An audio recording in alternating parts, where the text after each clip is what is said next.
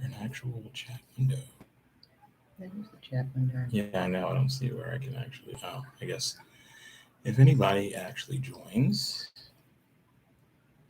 it'll basically show up there. Fantastic. Fantastic. All right. Oh, All right. looks like we have somebody that has joined. They can hear us talking, so you I should probably know. speak a little bit louder. Welcome. Wow, this is really bad because we have no idea how this works. So, okay.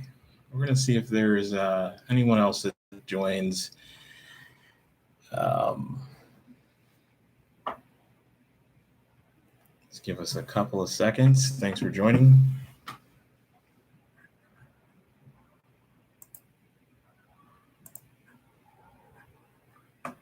Oh, there we go. Cool.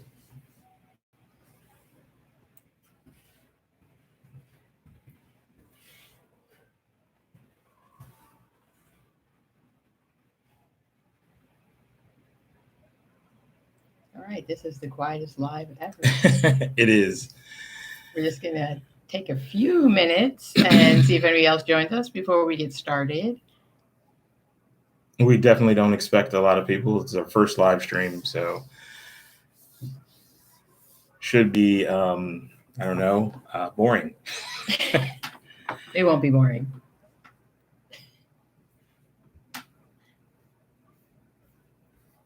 Let's see. Okay, so it doesn't actually list things.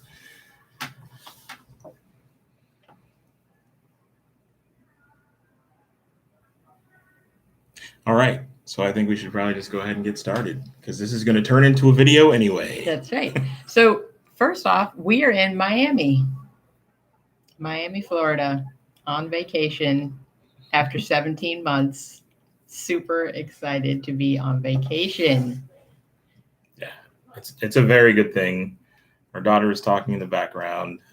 She is very excited as well. She's even said a couple of times she can't believe that she's actually here.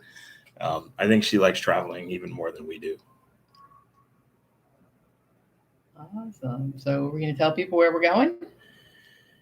Yeah, let's talk about that. So we're going on the Carnival Horizon. It sails tomorrow on the 4th of July.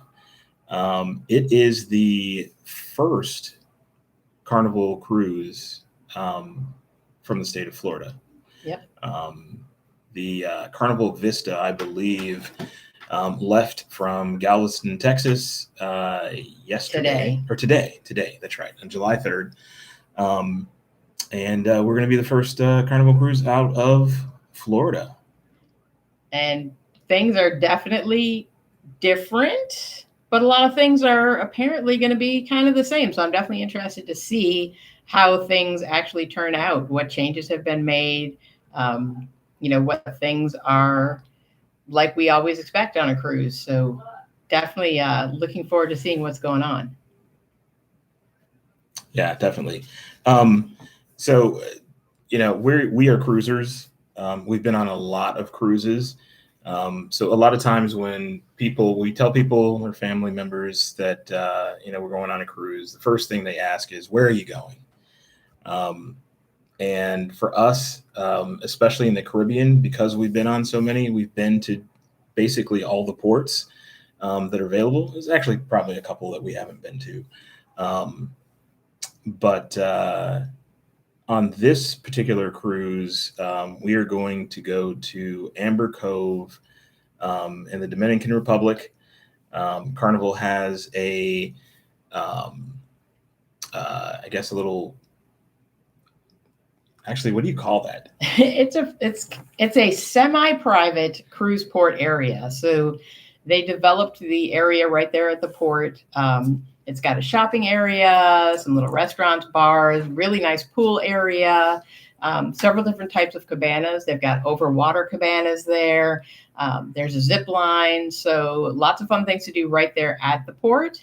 And then opportunities to go out on tours and explore more of the Dominican Republic if you prefer doing that So options for everybody. Yeah, and the pool is 100% free. So you can go and hang out at the pool, and there's no cost for that. And we're also going to, we had an itinerary change. So we originally were supposed to be going to Amber Cove, Half Moon Key, and Bimini in the Bahamas. Something happened that prevented us from going to Bimini. So we're not doing that anymore. And we're going to be spending, I guess, 2 days at Half Moon Key. So that's going to be interesting. We've been to Half Moon a number of times on multiple Carnival Corporation cruise ships. And it's a nice port. It's a very nice port. I don't know if there's 2 days worth of activity. And it's not that interesting to me, but I think a lot of people that are into, more beachy type stuff and, clear water are going to really enjoy Half Moon for 2 days. Yeah, definitely. It's a great beach day if you are into the beach. Tons and tons of beach area with only one ship with limited capacity. It should be really nice, easy to spread out. They have a buffet there where they have lunch that they've brought and cooked from the ship. There are several different bars. There's a pirate bar.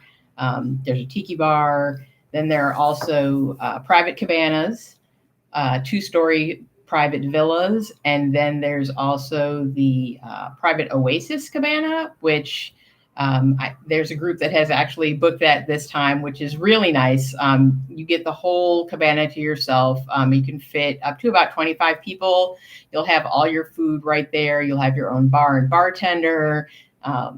There's a hot tub. So really, really nice location. And having a second day, there were definitely people that were disappointed that they couldn't get in that cabana. So there may be another group that tries to snap it up for the second day. So they may be extremely happy about that. Not my favorite port for many reasons, but I'm just happy to be going anywhere and happy to be getting on a ship. So that's kind of how I feel about it. Yeah, and the Grand Oasis, is that what they call it now? The private Oasis. Private Oasis, cabana. Whatever. The biggest, huge, big mamma jamma cabana. One other thing that Julie didn't mention about it is there is an actual water slide that goes directly into the ocean from the cabana itself. I don't know if it's still there. Really? There may have been some incidents. We would check it out and see if the water slide is still there. Yeah. Because it was so we've rented that cabana, that Oasis cabana, at least twice. Yeah. With a large group of people. There's no way in heck that we would actually rent that ourselves. So we rented it with a bunch of people and split the cost. And I know the first time we were there absolutely was the water slide, and people really enjoyed that. And then the second time we rented it, the slide was gone.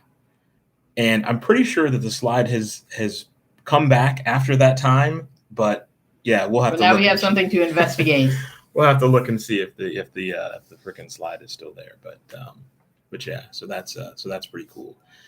So yeah, so that's the itinerary. Only 2 ports, but again, this is one of these situations where we're really just happy to be, back doing the things that we like, which is cruising for vacations. So another thing that is very interesting about this first Carnival cruise from Florida is Carnival's brand ambassador, John Heald, is actually going to be on board. And it was actually kind of touch and go with him being able to get over to the U.S. He's based out of the UK, and some of the restrictions basically stopped him from departing on the original day, which I guess was yesterday. Yes. Yesterday. And he didn't think that he was going to be able to go, and ended up going back home. He's really sad. A lot of people were bummed because there's a ton of people that booked this cruise specifically because John was going to be on board. And they were disappointed when he shared the news that he was not allowed in per TSA. But looks like things turned around, and Carnival found a way to get him on a flight. And I believe, have you seen post of confirmation? He's like on the ship. He has landed. I don't know that he's on the ship yet. Oh, okay. I know that he has arrived in Miami and he is ready to go, getting things ready for us. I think it's going to be really interesting. Yeah. Getting on the ship tomorrow. I think it's going to be like a really happy experience. I think there will be lots of crying. A lot of people that have not been on the ships, as well as the crew, and them getting their life back and their livelihood back. This is the first time for them that they're going to have passengers back on board, and they've all been posting on Instagram and different places that they're so excited to have people come back on board. I think it'll be an emotional day tomorrow, with it also being the 4th of July. I think there's going to be a lot of energy and a lot of fun. So definitely we are going to try to let you guys know what it's like getting on board the first time back on Carnival.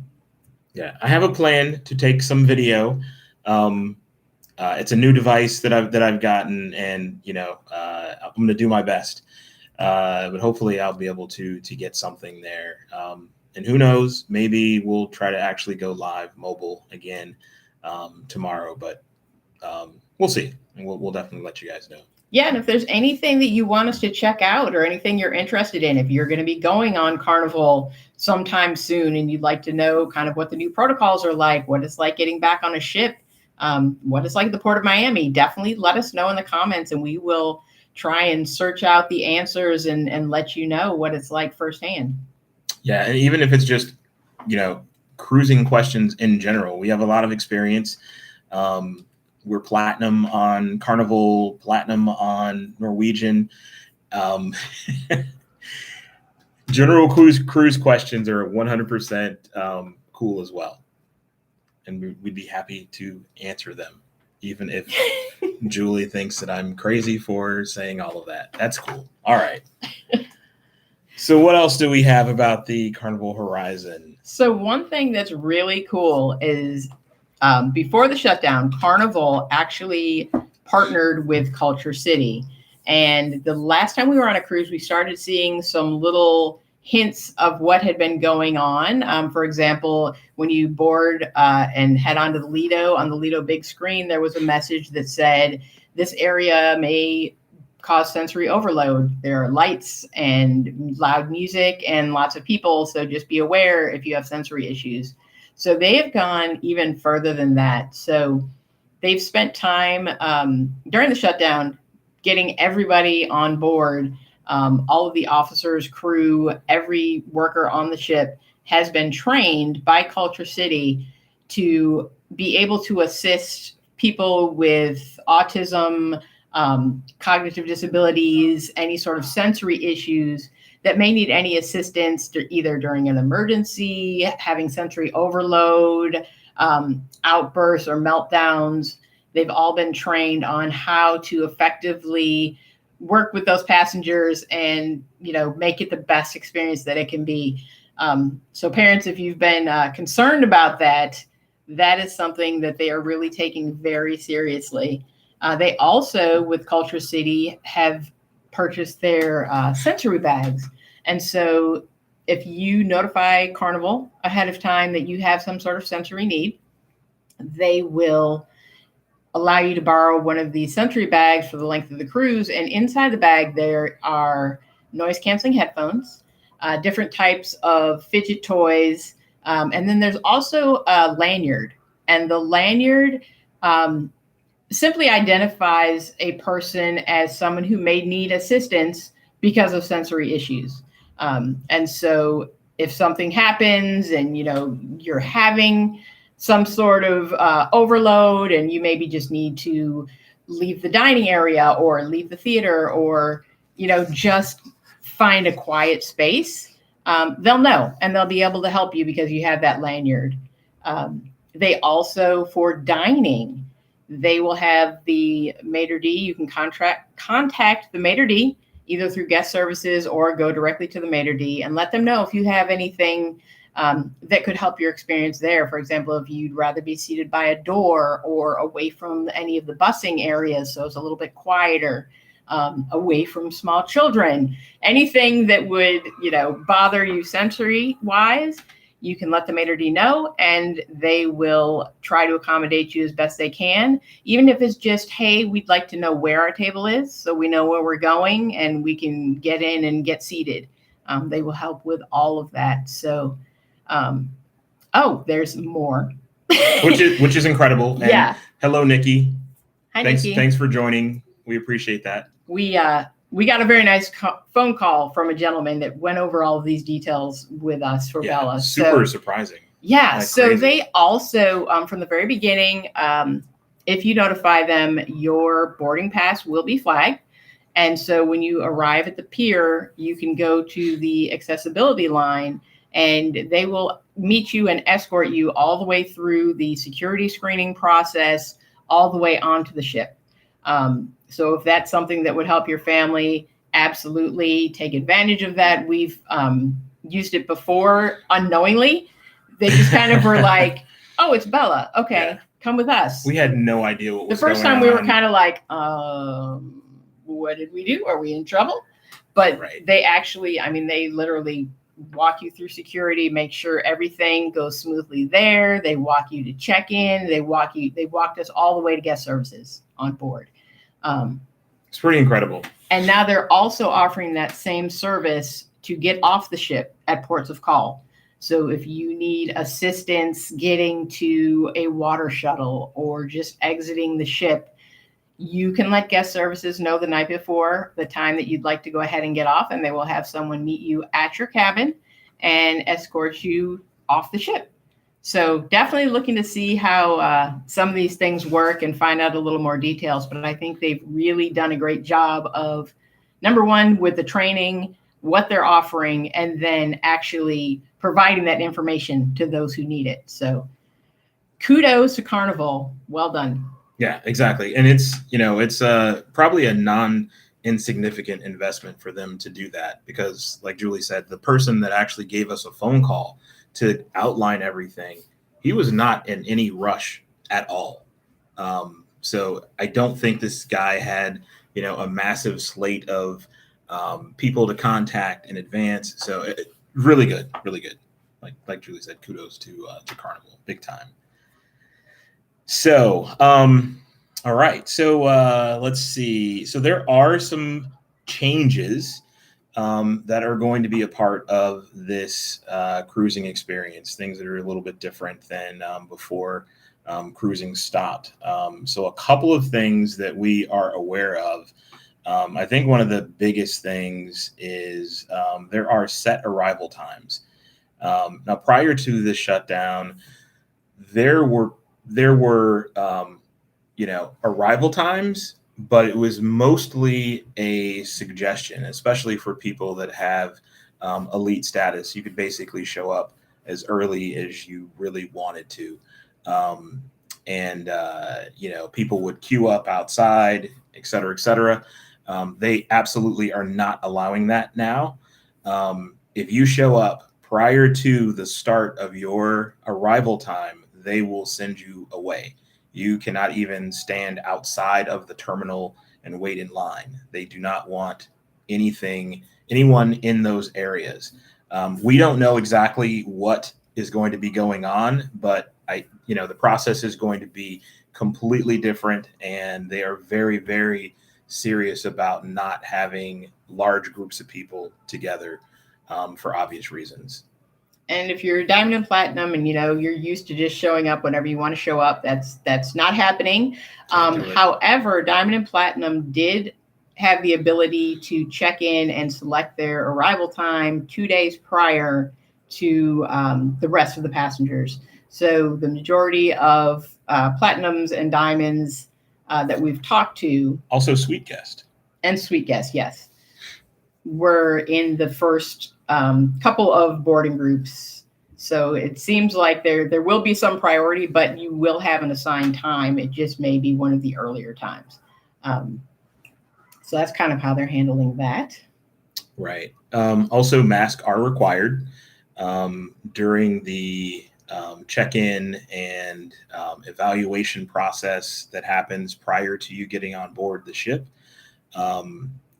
Once that is done and you have boarded the ship, though, there are no masks required. So there are a few places. Except masks are required. So if you are vaccinated, masks are required by everybody in the medical center, regardless of vaccination status. That makes also, on the water shuttles, entering and leaving the ship at ports of call, and on any transportation, masks are required regardless of vaccination status. Unvaccinated guests do not have to wear masks. They're requesting that they wear masks. However, it is required to wear masks if you are in an indoor space with children under the age of 12. And an example they gave was in the arcade. So be prepared to wear masks in the arcade. If you are unvaccinated, I would likely do it if you are vaccinated, just because those kids aren't vaccinated and we want to keep them safe. So and they're touching everything. Yeah. And they're breathing on everything and yelling and screaming. Exactly. And then there's also unvaccinated guests need to, when they get off the ship in a port of call like Amber Cove, if they get off the ship, they need to wear masks. And if they leave the port area, they need to be on a bubble tour, is what they're calling it, which is a Carnival sponsored tour. They will be escorted to and from the tour. There will be no extra shopping. There will be no extra dining. There will be no wandering on your own. You will be escorted to the tour, do your tour, escorted back to the ship. And you must wear a mask the entire time on the bubble tours, regardless of vaccination status. So that's how people who are taking their children out on tours, they will be on the bubble tours. At Half Moon Cay, they can follow the same guidelines as on the ship. Okay. And I guess it just in general, in port, and even though we're only going to one quote unquote regular port on this cruise, whatever the masking requirements are for that port and or that country, that's what you have to follow, no matter what Carnival's guidelines are. Because obviously, once you leave the ship, you are in a foreign country and you need to follow all of their rules and laws. Anyway, no soapboxing for that.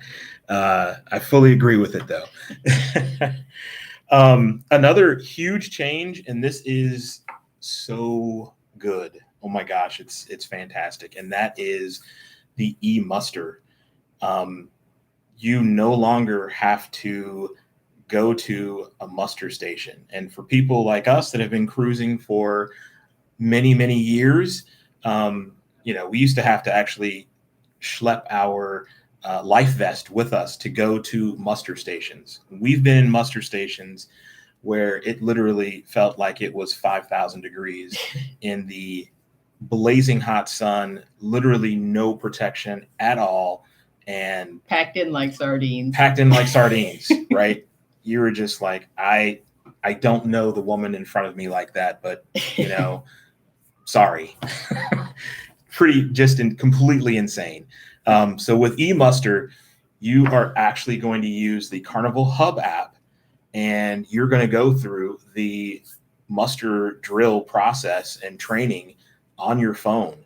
And, once you've completed that, you go to the muster station and you check in with one of the crew members that is there to basically verify that you have actually completed the electronic training, and then you're done.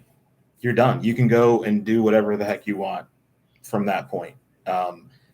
That's probably going to eliminate tons of crowds. I'm super looking forward to that. Now, there's a very important note about e-muster. Okay, what did I forget? You have to do your e-muster.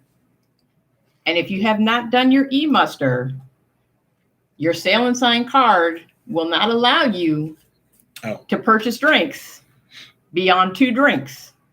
So there's a 2-drink maximum, and then you must do your muster drill or you are cut off. So if you want to get on board and get started with your Cheers package, get your e-muster done, because they will cut you off after 2 drinks. So I think that's a great idea. They're not going to have to be chasing people down when people start saying, what do you mean I can't get a drink? Yeah, complete the training. Yeah, do the e-muster training and come back when you're done. And yeah, it's pretty good. So other new things, the Hub app is going to be really important going forward. So I know people sometimes don't like to use their phones. There are alternatives, but I'm telling you, using the Hub app is going to be so useful on the ship beyond the e-muster. They are no longer going to be delivering the fun times to your cabin. It will be on the Hub app, so you can have it at your fingertips. If you decide you need a paper fun times, you can go to guest services and it'll only be the actual times. Like there used to be that tear off sheet on the fun times where you could take it with you that listed, just the different activities and times, but no descriptions or ads or anything like that. That's the only part of the fun times that will be available, and you will have to go to guest services and pick it up yourself. Yeah. And for those that haven't been on Carnival before, fun times is used to be a large multi-page printed set of information that detailed everything that was going on the ship that day, with very verbose descriptions and everything else. So, okay, so another change is about loyalty gifts. So once you hit a certain number of, is it sailing days now? Yes, it is. Number of days sailing. You get certain tiers of elite status. And at some of the higher tiers, there are gifts available that typically would have been left in your cabin. And with this change, they're doing away with that. And you will have to actually come and pick up your gift yourself. To me, not a big deal. Yeah, there's a couple things. If you used to get the big water bottle free in the cabin, it won't be in your cabin, but you will have a credit on your Sail and Sign card, so you can go to a bar and pick that up. For the chocolate delight, which never really delighted me, but no, exactly, hard pass. The chocolate covered strawberries, macaron kind of thing. Now you will still receive it. You just have to call room service and ask for it to be delivered. They're trying to keep people out of the rooms as much as possible. Your platinum and diamond gifts that you used to get, lanyards, service cups, all those fun things. Now I believe it's Pixels that you'll be going to, and you can pick it up there along with your pin, your ship pin. Pixels is the photo gallery. Pixels is the photo gallery. And also your complimentary cocktail that used to be able to get at brunch. They'd give you a ticket to bring to brunch. That will also be a credit on your Sail and Sign. Oh, I didn't know that. Yeah. Okay. And good. The slot tournament. I will take used to get the buy one, get one free slot tournament. And they are not holding slot tournaments, so they are going to instead give $25 in fun play, casino, cash, whatever the name of it is. But that will also be a credit on your card. So, and that's also much better to me because I hated the tournaments anyway. I mean, I'd play them, but yeah, I'd much rather have spendable credits. So that's also a major plus for us. So let's see. So I think we only have one other thing here. Just talking about capacity. So one of the things leading up to this, we knew that the ship was not going to sail full, especially in these first couple of sailings. And there were some numbers that were released and then quickly retracted. this morning, but we managed to capture a snapshot with a number of other people. Some of the interesting numbers or stats are, it looks like we're going to be just under 60% capacity.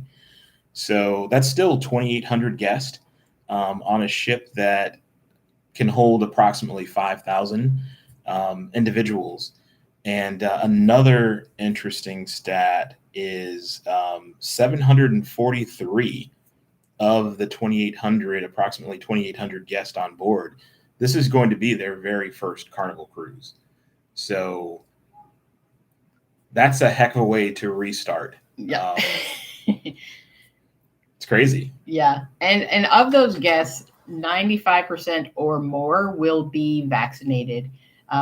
They did offer exemptions for people, so people could request exemptions for unvaccinated people to be on the ship. They said that they would have probably less than 5%, just to make sure that it didn't go above 5% for no-shows and that sort of thing. And it was primarily children under the age of 12 that were traveling with vaccinated parents. But yeah, people had to request those exemptions, and several people in our Facebook group were denied. So yeah, they're definitely holding strict to those numbers. And it was certainly one of these things where the earlier that you applied for an exemption, the better your chance of actually getting one, because there were a few people that basically missed the email coming in and therefore did not apply until the entire 5% allocation had already been, allocated. So yeah, so that's pretty much it and all we know so far. We're looking forward to getting on board. If there's anything you're interested in knowing, definitely let us know in the comments. We will be happy to check out whatever we can, provide whatever information that we can. I know there's a lot of people that have been waiting to find out what it's like to get back on a cruise ship. People that are wondering if they would feel comfortable being on the cruise ship. So any questions, absolutely ask, let us know. We are going to attempt to go live. So definitely subscribe to the channel and hit the notification button so you will know if we go live from the ship. Looking forward to having a good time. Oh yeah, the casino is calling me. Did I mention I love the casino is calling all of us. So this is Bella's first time being on a cruise ship, being old enough to be in the casino, and she is excited. Yeah, we definitely need to make sure that she doesn't know how to use her Sail and Tie to order up more credits on our onboard account. Reggie's bankroll is going to be hurting. Exactly. Need that for craps. So, okay. So I think that's going to do it. Anything else? Any last final words? I think that's it. Definitely. Thanks for watching. Stay tuned. More fun to come. All right. Thanks a lot. Thanks for joining in. Bye.